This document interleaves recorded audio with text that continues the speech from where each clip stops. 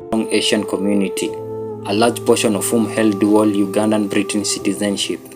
In April 1972, Idi Amin's government took a census resulting in the issuing of a special identity pass known as the Green Pass, without which any Asian movement was restricted.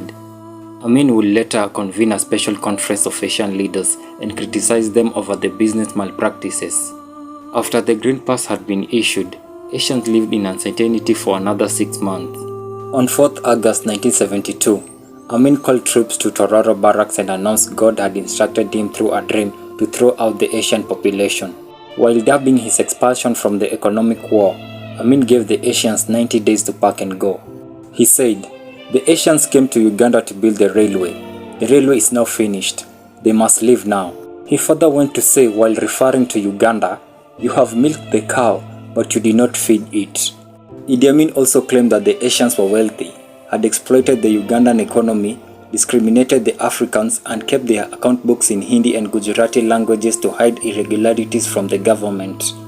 But how did the Asians find themselves in Uganda?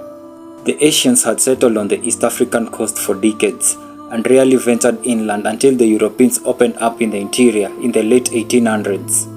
During the construction of the Kenya-Uganda Railway, which started in 1895, the British brought the first batch of 350 Indian coolies to construct the railway, after which they would be free to return to India or settle in East Africa.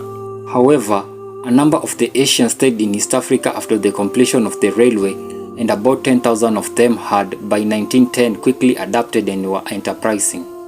As the East African countries attained independence in the early 1960s, Asians in East Africa were left with the option of taking up citizenship in the independence territories or retaining the British nationality. Now let's go back to Uganda. At first, the Asians thought that the mass expulsion was impossible, but not to Idi Amin. The state broadcasters such as Radio Uganda and UTV began media campaigns against the Asians. Amin had ordered all the Asians, regardless of their citizenship, will be expelled. As the expulsion began, Idi Amin soldiers violently attacked some Asians and robbed them of their belongings and valuables such as jewelries, watches and money. In the end, the expelled Asians were received by different countries, with Britain absorbing the bulk, Canada and India taking 6,000 each, and the United States taking 1,000.